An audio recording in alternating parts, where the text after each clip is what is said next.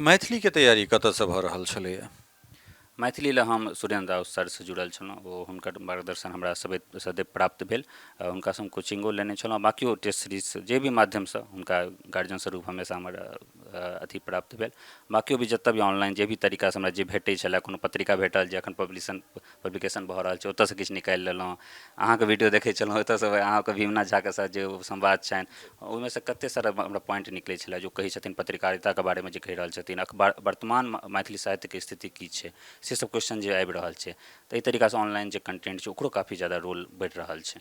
नमस्कार, हम छी ललित नारायण झा और अपने सब देख रहल छी मिथिला मिरर। संघ लोक सेवा आयोग अर्थात यूपीएससी 2025 के परीक्षा परिणाम आबि चुकल छै और 958 गोटे एहि बेर जे छै से महासागर के पार करैत जे छै से दोसर कात गेला है। अर्थात चूँकि ई एकटा एहन मंथन छै जे कतेक विद्यार्थी दधीच बनि कऽ जे छै से कटरा सँ बतरा तक अपन हड्डी जे छै से आहूत कऽ दै छै, गला दै छै और ताहिके बाद जाकऽ जे छै से केओ गोटा अपना नामके आगाँमे यूपीएससी लिखाबैत छथि। पछिला 3 सालसँ हम इंटरव्यू केनाइ छोड़ि देने छलियै। ओहिके कारण ई रहै जे एकटा सबसँ बड़का दुखदायी बात ई जे बीपीएससी सँ मैथिली सहित आन भाषाके हटा देनाइ, जाहिठामसँ विद्यार्थी सब अबै छला है मैथिलीसँ बीपीएससी कम्पीट करै छला है और तहिना जे छै से यूपीएससीमे सेहो होइ छलै। तऽ 22 के बाद जे छै से मैथिलीसँ केओ गोटे यूपीएससी नहि केने छला है। 22 में अंतिम जे छै से प्रिंस केने रहथि, जेकि 21 में सेहो छला है। उमाशंकर और प्रिंस दुनू गोटे 22 में प्रिंस सेहो कयलनि, कारण एहि दुआरे जे उमाशंकर जी पहिले हुनका आईपीएस भेटल छलनि हैं और 21 में हुनका आईएएस भेट गेलनि और बाद में 22 में जे छै से प्रिंस के सेहो आईएएस भेटलनि। 23-24 फोक गेलै और 25 में जे छै से शिवम हमरा संगे छथि मैथिलीसँ। एहि बेर 7 गोटा मेंस लिखने छला है और अंतिम चयन जे छै से मात्र शिवम नारायण झा के भेलनि हैं। मधुबनी जिलाके ई सिजौलिया गाँव छै, एहिठाम छी। बहुत बहुत अभिनंदन, स्वागत। और मैथिलीसँ अहाँ कम्पीट केलहुँ हैं तऽ एहिमे लगैए जे किछु एहिमे हमरो सभक जे छै से विजय। बहुत बहुत अभिनंदन करै छी। बहुत बहुत धन्यवाद भाईजी अहाँके। मिथिला मिररके माध्यमसँ हम मिथिला और मैथिलीसँ हमेशा अहाँके सम्बन्ध द्वारा जुड़ल रहल छलहुँ और अपन मातृभाषामे ओकर साहित्य लिख कऽ ई एतेक पैघ एग्जाम हमरा निकलल, एहिसँ कोनो प्रसन्नताके बात नहि भऽ सकैए। जी, बातचीत आगाँ बढ़ा रहल छी। दरअसल छै कि तऽ तबियत कनि ठीक नहीं छलै और भोर में भरि राति जगला के बाद भोर में पहिल नींद जे छै से हिनके फोन पर खुजल छलै। कहलनि जे एना एना बात मैथिलीसँ हम केलहुँ हैं, तो हमरा लागल जे राति भरि के थकान और कनि तबियत जे खराब छलै से ओ मैथिलीके नाम सुनि कऽ कनि बढ़िआँ भऽ गेलै। सबसँ पहिले शिवम जे छै से अपन परिचय कने विस्तृत परिचय दी, ताहिके बाद फेर आगाँ बढ़ै छी हमसब। हमर पूरा नाम शिवम नारायण झा अछि। हम मधुबनी जिलाके सिजौलिया गामक निवासी छी। हमर आरंभिक शिक्षा दीक्षा एतहिएसँ भेल है, क्लास 10 के शिक्षा। माँ और पापाके काफ़ी योगदान रहल अछि शिक्षामे, हुनके ओहे सब पढ़ेलथि लिखेलथि। दुनू गोटा शिक्षाके क्षेत्रसँ जुड़ल छथि। पापा किसानीके काम सेहो करै छथि। ताहिके बाद हम पटना गेलहुँ ओतऽ जेईके तैयारी करै लेल, तऽ ओतहियो दुनू भाइ नीक जेना तैयारी केलहुँ। तऽ छोट भाइके तऽ आईटी भेटल, हमरा आरजीएपीटी अमेठीमे एडमिशन भेटल। ताहिके बाद ओतऽसँ 2021 में बीटेक केलहुँ केमिकल इंजीनियरिंगमे। उसमें प्लेसमेंटके ऑफर तऽ भेटल छलै, मुदा मोनमे कहीं ना कहीं सिविल सर्विसेज हमेशा मनमे छलै। तऽ ओतहिएसँ हम निर्णय लेलहुँ कि सिविल सेवामे हमरा तैयारीमे जेबाक अछि। तऽ हम 21 के बाद 22 हम एहिमे तैयारीमे नीक जेना जुटल छी दिल्लीमे रहि कऽ। ई हमर यूपीएससीमे 4म प्रयास छलै, तेसर इंटरव्यू छलै आ माँ भगवतीके कृपासँ एहि बेर हमर चयन भेल अछि। बाबूजी और माताजी के नाम हम सेहो जानऽ चाहब। हमर बाबूजीके नाम श्री धर्मनारायण झा अछि और माताजीके नाम श्रीमती बबीता झा। ठीक छै, तऽ 4म प्रयास छलै और बीपीएससी के सेहो अहाँ हालहि जे छै से इंटरव्यू अहाँके सेहो छलै। तऽ मोनमे केना एलै जे चाहे ओ पीसीएस होय या यूपीएससी मतलब सिविल सेवामे जेबाके, तऽ ई कतऽसँ प्रेरणा भेटलै जे नहि हमरा एहि क्षेत्रमे जेबाके? चूँकि कहबे केलहुँ हँ जे कटरासँ बतरावला जे परम्परा छै तऽ ताहिमे तऽ हड्डी गैल जाइ छै। बहुत गोटाके एखने देखलियनि जे किनको 73-74 बेर जे छै सबटा मिला कऽ प्रीलिम्स निकाललखिन हैं और हर बेर जीरोसँ शुरू करऽ पड़ै छै। जतहिए अहाँ रुकलहुँ फिर वो अहाँके ओतहिएसँ साँप सीढ़ीवला ही खेल छै। तऽ ताहिमे एहन भिरहगर चीज और ओहिके संग संग जे छै से बहुत रास आलोचनाके पात्र स्वयं बनि जाइ छै जे एस्पिरेंट्स रहै छथि। कारण एहि दुआरे जे परिवारके निगाह रहै छै, समाजके निगाह रहै छै, लोक मखौल उड़ाबै छै। तेहन परिस्थितिमे एहि तैयारी दिस जायब ई कतयसँ मोनमे ई बात एलै? ई तैयारीमे मोनमे तऽ एकटा छलए जे केनाकि अपना सबके समाजमे अछि जे कनियो बच्चामे कनि पढ़ाइ लिखाइमे तेज रहब तऽ लोक कहत कि कलेक्टरे बनत, एकटा तऽ मोनमे प्रभाव रहै छै। दोसर, पप्पा हमेशा सामाजिक सेवा कार्यसँ हमेशा जुड़ल छलखिन, माँओके हमेशा एहिमे देखै छलियै सक्रिय, तऽ प्रेरणा ओतहियोसँ कनि कनि भेटल जे किछु एहन काज करी जाहिमे समाजके किछु भलाइ भऽ सकै। और दोसर, अपन हमसब जे बिहारमे रहल छी ओहि समयमे तऽ कतेक सारा अधिकारी चाहे प्रत्यामरी जखन मुख्य सचिव छथि हुनकर बिजलीके क्षेत्रमे काम, ओहि समय लगातार बहुत सारा काम भेलै जेकि बाल मनके कहीं ना कहीं बहुत प्रभावित केलकै।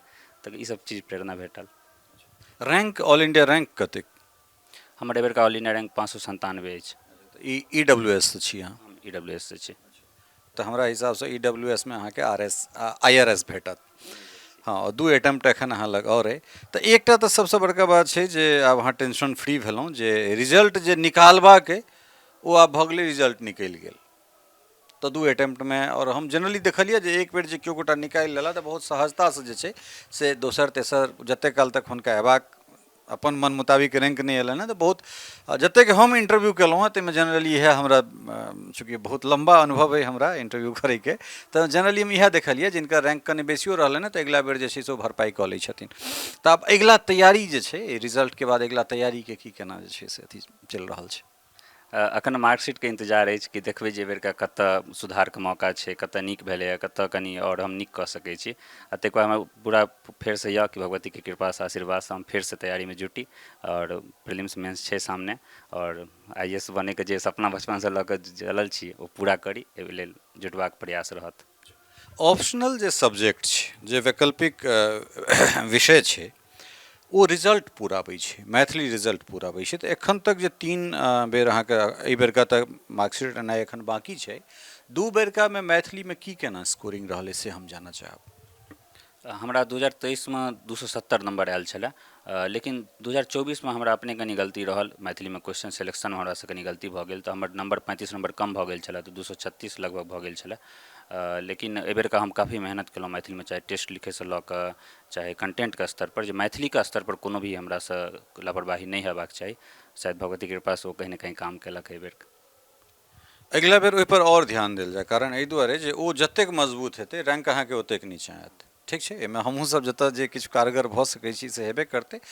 और दोसर एकटा चीज और जे छै से हम जानऽ चाहै छी जे तैयारी के की मतलब कोन हिसाबसँ ओकर वर्गीकरण केने छलियै जे कोन हिसाबसँ तैयारी करबाक अइ? 2 बेर इंटरव्यू ऑलरेडी अहाँ दऽ चुकल छलियै, रिजल्ट जखन अबैत हेतै तऽ फेर मोन लागल रहै छै जे की हैत। तऽ पाछाँ हटनाइ और फेर आगाँके लेल तैयारी केनाइ, ई एक तऽ तैयारी केना होइ छलै आ दोसर ई द्वन्द्वके जे स्थिति छै तकरा केना पटै छलियै? भाईजी, तैयारीके जहाँ तक बात छै तऽ प्रीलिम्सके, जेना प्रीलिम्ससँ 2 महीना पहिले हम प्रीलिम्सके लागि जाइ छलियै, भगवती कृपासँ प्रीलिम्स एकटा मजबूत पक्ष हमेशासँ रहल हँ। मेंसोमे इहे छलै, मेंसमे कहीं ना कहीं हमर कमी रहै छलै, 720 के आसपास नंबर आबि जाइ छलै, जो कि कहीं ना भऽ सकै 750 के आसपास रहितै तऽ पहिले सिलेक्शन भऽ जैतै। तऽ ओ मेंसमे 3 महीनामे लगै छलियै और फिर इंटरव्यूके तैयारीमे लागि जाइ छलियै।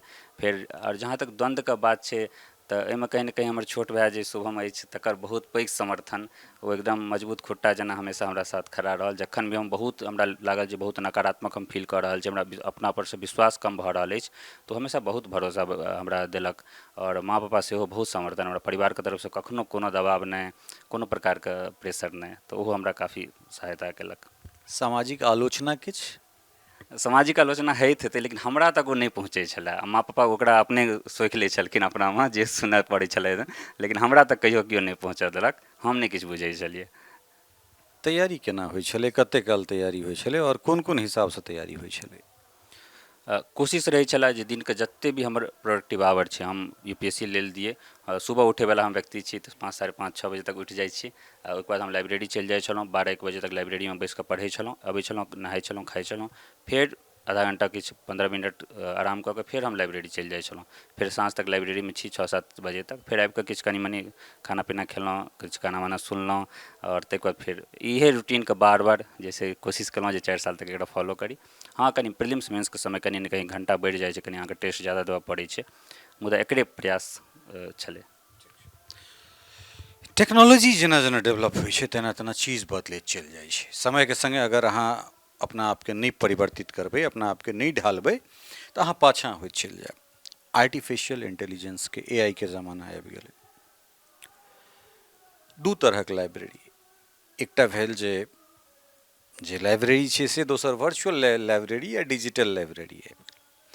तऽ दुनू परम्परागत लाइब्रेरी और डिजिटल लाइब्रेरी, एहि दुनूमे की अंतर छै? ई एकटा अहाँके यूपीएससी के क्वेश्चन सेहो भऽ सकैए। एहि दुनूमे की अंतर छै, और डिजिटल लाइब्रेरी जे छै से कोनो यूपीएससी एस्पिरेंट्सके जे छै से कतेक दिग्भ्रमित करै छै और कतेक अग्रसारित करै छै चीजके पबैके लेल, से हम जानऽ चाहब। जतऽ तक दुनूके बीचमे अंतर छै तऽ वर्चुअल लाइब्रेरीमे तऽ अहाँ कोनो ऐप एहन डाउनलोड कऽ रहल छी और अहाँके कैमराके सामने रहऽ पड़ैए। तऽ जेना लाइब्रेरीमे सबके डरसँ अहाँ कहीं ना कहीं ओकर रहै छै, तऽ अहाँ बैसल रहै छियै कुर्सीपर, जल्दी उठै नहि छियै। ओना वर्चुअलमे अहाँके कैमराके सामने रहिके बैसऽ पड़त। और इहो आइ काल्हि काफ़ी लोकप्रिय भऽ रहल छै, जेकि जे दिल्लीमे रहिके नहीं पढ़ाइ कऽ रहल छै ओकरा लेके ई काफ़ी अथी भऽ रहल छै, पॉपुलर छै काफ़ी। जेकि जहाँ तक हमरा एखनो लगैए जेकि जे रियल लाइब्रेरी छै, जेकि वास्तविक लाइब्रेरी छै, ओकर कहीं ना कहीं बेसी फायदा छै। अहाँ वर्चुअलमे हम सामान्यतः जे देखै छियै दोस्त सबके 3-4 दिन तऽ बहुत नीक जेना बहुत उत्साहसँ फॉलो केलक, लेकिन 5वाँ दिन अहाँके केओ दिया नहि कि अहाँके फॉलो करबाएत ओ। लेकिन जे रियल लाइब्रेरी छै ओहिमे से बात नहि छै। अहाँ लगातार जाइ छियै तऽ अहाँ लोकके देखै छियै, ओतऽ भेँट करै छियै, बात करै छियै। वर्चुअलमे तऽ से नहि भऽ सकैए। अहाँ लाइब्रेरीसँ बाहर निकलै छियै, 15 मिनट ककरोसँ बात केलियै तऽ ओ अहाँके रिफ्रेशमेंटके काम करै छै। तऽ कहीं ना कहीं वर्चुअलमे ई कमी छै, लेकिन जब घर दूरसँ पढ़ाइ कऽ रहल छै ओकरा लिखे तऽ कहीं ना कहीं फायदो करै छै। इंटरनेट एस्पिरेंट्सके लेल वरदान या अभिशाप? इंटरनेट तऽ एकटा टूल छै, आ वरदान आ अभिशाप तऽ डिपेंड करैए कि अहाँ केना यूज कऽ रहल छियै। हाँ, इंटरनेटके अहाँ यूज कऽ सकै छी, ओहिसँ डेटा निकालि सकै छी, मेंस प्रीलिम्सके रिवीजन कऽ सकै छी, इंटरव्यू मॉक इंटरव्यू देख सकै छी, कतेक सारा तैयारीके अहाँ विविध रूपसँ बढ़ा सकै छी। जेना हिंदी माध्यमके हम विद्यार्थी छी तऽ ट्रांसलेशन लए हम यूज करै छलहुँ, जे अंग्रेजी कंटेंट हम ट्रांसलेट गूगल ट्रांसलेशनसँ कऽ लेब। तऽ लेकिन अभिशापो होइ छै जे लोक रील्स देखऽ लागल, देखते रहि गेल, देखते रहि गेल। तऽ ओ तऽ अपनापर अहाँके वॉच आवर जे छै से बढ़ि जाइ छै, हाँ, वाट्सएप बुझि नहि पबै छै लोक। आइ काल्हि रील्सके ओहिमे एडिक्शन भऽ जाइ छै, आदमी देखैत देखैत 2 घंटा बीत गेलै, पते नहि चललै। फेर खुदके प्रति गुस्सा आबि जाइ छै, पढ़ाइ लिखाइसँ दिमाग हटि जाइ छै, कियाकि पढ़ाइमे तऽ काफ़ी फोकस चाही। अहाँ सब काज कऽ कऽ फेर इहो पढ़ाइ करबै, ई बात तऽ कनि मुश्किल भऽ जाइ छै। मैथिलीके तैयारी कतऽसँ भऽ रहल छलैए? मैथिली लए हम सुरेन्द्र राउत सरसँ जुड़ल छलहुँ, ओ हुनकर मार्गदर्शन हमरा सदैव प्राप्त भेल। हुनकासँ हम कोचिंगो लेने छलहुँ, बाकियो टेस्ट सीरीज जे भी माध्यमसँ हुनका गार्जियन स्वरूप हमेशा हमर अथी प्राप्त भेल। बाकियो भी जतऽ भी ऑनलाइन जे भी तरीकासँ हमरा जे भेटै छलै, कोनो पत्रिका भेटल जे एखन पब्लिकेशन भऽ रहल छै ओतऽसँ किछु निकालि लेलहुँ। अहाँके वीडियो देखै छलहुँ, ओतऽसँ अहाँके भीमनाथ झाके साथ जे संवाद छनि ओहिमेसँ कतेक सारा हमरा पॉइंट निकलै छलै, जो कहै छथिन पत्रकारिताके बारेमे जे कहि रहल छथिन, अखबार वर्तमान मैथिली साहित्यके स्थिति की छै, से सब क्वेश्चन जे आबि रहल छै। तऽ एहि तरीकासँ ऑनलाइन जे कंटेंट छै ओकरो काफ़ी ज़्यादा रोल बढ़ि रहल छै। कियाकि मैथिली पत्रकारितासँ सेहो लगैए ठीक ठाक सवाल आबि जाइ छै। हर प्रत्येक वर्ष मैथिली पत्रकारिता सवाल पूछल जाइ छै, बहुत इंपॉर्टेंट टॉपिक छै, कियाकि ओ क्वेश्चन एहन होइ छै सामान्यतः ओकरा लोक बच्चा नीक जेना नहि ट्राई करै छै, कियाकि ओ क्वेश्चन पर अहाँके अखनका जे कंटेंट छै से लिखऽ पड़त, अखन जे चलि रहल छै से लिखऽ पड़त। तऽ ओहिमे कोचिंगके साथ मेटेरियल ओतेक काम नहि करतै, अहाँके देखऽ पड़त जे की चलि रहल छै मैथिली जगतमे।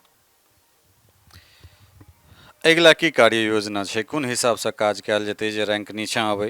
ई एक बेर प्रायः ई सवाल हम पूछियो देलहुँ हँ, लेकिन एकरा कने और परिमार्जित कऽ कऽ जे कतेक रिलैक्स फील कऽ रहल छी आब? रिजल्ट अबैके जे छलै रिजल्ट आबि गेलै, आब ई भऽ गेल जे नहि माता पिताजीके सेहो जे मेहनत छलनि से साकार भऽ गेलै। अपने आप डिमोटिवेट नहि हैब, और अपना ओहिठाम यूपीएससी जे पास करै छै सब कलेक्टरे होइ छै, तऽ समाजके लेल अहाँ कलेक्टर बनि गेलहुँ। तऽ आब कतेक मतलब बोझ जे माथ पर कन्हा पर छलै से कतेक लगैए जे रिलीज भेलै चीज, और केना आब हम आगाँ हल्लुक शरीरके मतलब झाड़ि कऽ जे छै से आगाँ बढ़ि सकै छी? नहि, ई बात सही कहलियै कि बोझ हल्लुक भेलै, कियाकि जहन बार बार रिजल्ट नहि अबैत रहै छै ने तऽ खुद पर विश्वास कम भऽ जाइ छै। तऽ अहाँ जे चीज नीको करै छियै ओकरा लागत नहि हम तऽ खराब कऽ रहल छी, ताहि रिजल्ट नहि आबि रहल छै। ई जे कहीं खुद पर जे शंका हेबऽ लगै छै, ई कहीं दूर हैत।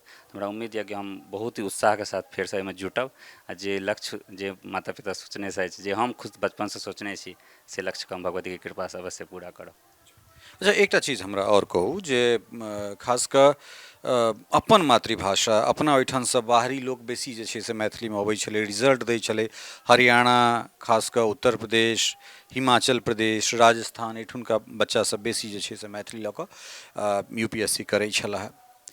तऽ अपना ओहिठुनका लोकके की कहऽ चाहबनि जे एस्पायरेंट्स छथि हुनका सबके किए नहि अहाँ या जे सब मैथिलीसँ करै छथि ओ सब किए नहि आह्वान करऽ चाहबनि जे अपन विषय छै एकर क्षेत्र बहुत विस्तृत एखन नहि विस्तारित नहि भेलैए सिलेबस कम समयमे सेहो नीक चीज आनल जा सकैए स्कोरिंग कयल जा सकैए तऽ अपना ओहिठुनका धियापुताके रुझान किए नहि मैथिली दिस जा रहल छै।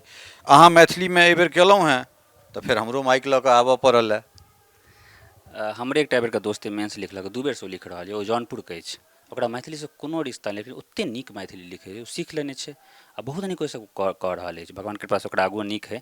तऽ जे दोसर दोसर राज्यके उड़ीसासँ राजस्थानसँ मैथिलीसँ निकालि चुकल अछि पहिलेसँ अभ्यर्थीसभ तऽ ई तऽ बहुत हमरा लगैए कि दुखद बात छै अपन सबके समाजमे जे भाषाके प्रति जे एकटा छै जे नहि अपन घरक पटुआ तीतवला बात भऽ जाइ छै भाषाके संग हिन्दी मतलब एतुका बच्चासभ हमरा एतेक सारा भेटैए जे ओतऽ हिन्दी साहित्य लऽ कऽ पढ़ि रहल छै ओकरा बहुत मुश्किल होइ छै ब्रजभाषा पढ़नाइ ओकरा राजस्थानीवला भाषा पढ़नाइ कि तऽ किएक नहि अपन भाषा पढ़ी अपन भाषामे जे साहित्य छै ओकरा कतेक मजा आबै छै पढ़ैमे अपन गामके घटना अपन सारा चीज पढ़ै छै कतेक जल्दी जल्दी पढ़ाइ छै जे चीज हम ब्रजभाषामे 4 दिना पढ़बै ओकरा हम 1 दिना मैथिलीमे पढ़बै तऽ ई तऽ कहीं ना कहीं पर काम करैके जरूरत छै एकर जागरूकता फैलबैके जरूरत छै और मैथिली साहित्यमे बहुत नीक हिन्दी साहित्यसँ नीक नंबर लगातार आबि रहल छै मैथिलीमे ई बातके हाईलाइट करैके जरूरत छै। चूँकि अहाँ खाँटी देहाती लोक छी जेना हमसभ अपना आपके देहाती बुझै छियै पूरा अधिकांश जीवनके समय शहरमे बीतल है लेकिन किछु दिनके बाद ओ हमरा काटऽ लगैए नहि चली अपने आड़ि धूड़ पर बाध बोन पोखरि खत्ता इनार ईसब देखैके लेल। तऽ एहि परिवरिशमे जे हमरा सबके पठन पाठन भेलए और फिर जखन एकटा देशके सर्वोच्च कम्पटिशन लेवल पर जाइ छी अंतर की देखना जा रहल छै जे चूँकि अहाँ हिंदी मीडियमसँ छी एहिठुनका लोकके स्वाभाविक रूपे अंग्रेजी कमजोर रहै छै हिंदियो जे छै ताहिमे व्याकरण पक्ष बिल्कुल कमजोर रहै छै एहि बातके स्वीकार करबा और कहबामे जे छै हमरा कोनो संकोच नहि भऽ रहल है जे जखन कि व्याकरण जे छै से आधार छै कतेक दिक्कत होइ छै किएकि ओहिठुनका जे हिंदी छै से ओ हिंदी नहि छै जे हमरा सब अथी करै छी बड़ा क्लिष्ट हिंदी भऽ जाइ छै तऽ ओ ओहि जगह पर केना अपना तारतम्यता कोन हिसाबसँ बैसाबै छी। नहीं दिक्कत तऽ होइ छै कियाकि अपन सबके मैथिली जे भाषा छै अहाँ देखियौ बंगाली ओड़िया सब यहाँ सबसँ ज़्यादा अथी छै हिन्दीसँ काफ़ी डिफरेंट भऽ जाइ छै विशेष कऽ लिंग भेदके प्रयोग हवा बहता है बहती है हमेशा कन्फ्यूजन होइते रहै छै तऽ ओ भाषावला तऽ दिक्कत होइते छै राजस्थानवला दोस्त सब भेटै छै ओकर सबके हिंदी कनि अति क्लिष्ट होइ छै लेकिन एहिमे हम कनि ने हमरा कनि फायदा भेटल पापा बचपनसँ बहुत कोशिश केलखिन डेली 10टा कठिन शब्द लिखेनाइ श्रुतलेख लिखेनाइ हमरा हिन्दीपर काफ़ी बचपनमे काम भेल हँ तऽ ओ कहीं ना कहीं भऽ सकै हमरा फायदा ओतऽ दिला रहल अछि। आगाँ और की सब करबाक छै एहिके बाद जे छै से चूँकि समय तऽ बाँचले छै तैयारी करबाके छै लेकिन आब की करबाक छै मतलब आइके बाद की करबाक छै काल्हि जखन रिजल्ट एलै तऽ काल्हि तऽ रिजल्ट एलै बेरूपहर रिजल्ट एलै ताहिके बाद तऽ खुशी मनाबैमे लेकिन आइसँ जे छै से फेर आब की करबाक छै। आब एखन तऽ हमर इहे प्लान अछि वापस दिल्ली जाइके आब गाममे रहलहुँ पहिले तऽ भगवती माता उग्रताराके दर्शन करै लए जायब हुनके कृपासँ सबकिछु भेलैए तऽ दर्शनके बाद हमरा वापस दिल्ली जाइके प्लान अछि ताबे तक मार्क्सो शीट आबि जेतै तऽ हम देख लेबै जे की केना कतऽ छै जे कतऽ की भऽ सकै इम्प्रूवमेंट और ओहिके बाद हमरा पूरा यऽ जे हम एखन अगिला 6 महीना नीक जेना फेरसँ जुटी और भगवती कृपासँ एहिमे जे भी इम्प्रूवमेंट भऽ सकैए तकरा करी। बिल्कुल अहाँ आगाँ बढ़ू और मैथिलीके किछु जे कंटेंट जतऽ फँसी ओहिमे हमसब जरूर मदद करब एहिबेर और बढ़िआँसँ मदद करब और किछु नया कंटेंट मैथिली मीडिया पर सेहो भेटत हालांकि एखन एहिठाम डिस्क्लोज केनाइ नीक बात नहि छै लेकिन अहाँके व्यक्तिगत रूपसँ कहि रहल छी जतऽ कोनो चीजके अगर जरूरत होइ ओ बात करब ओ चीज हेतै और मैथिली मीडियाके जे नवका स्वरूप छै ताहिके किछु किताब अहाँके हम उपलब्ध करायब बाकी अहाँके बहुत बहुत बधाई शुभकामना आशीर्वाद सेहो जे अहिना आगाँ बढ़ैत रही और 2 बेरमे मतलब अगिला बेर जे छै से जहिना प्रिंस या फिर जहिना प्रदीप सिंह जहिना उमाशंकर ईसब जे नवका तूर जे हिसाबसँ चीज केलनि हैं तहिना जे छै से ओहि दिशा पर ओहि पथ पर अहूँ अग्रसरित होइ बहुत बहुत शुभकामना अहाँके। बहुत बहुत धन्यवाद अहाँके अहाँ जे मैथिली पत्रकारिताके जे अहाँ बहुत ही मजबूत जोरगर स्तंभ छियै जकर माध्यमसँ सम्पूर्ण मिथिला और मैथिली जुड़ल रहै छै, चाहे कतौ रही, दिल्लीमे बैसल रहै छी अहाँके चैनलके माध्यमसँ मिथिलासँ जुड़ल रहै छी। अहाँके ई काज लेल बहुत बहुत साधुवाद और बहुत बहुत बधाइयाँ, और खुशीसँ रहत जे नहि जुड़ल रही और नीक करी। बहुत बहुत धन्यवाद।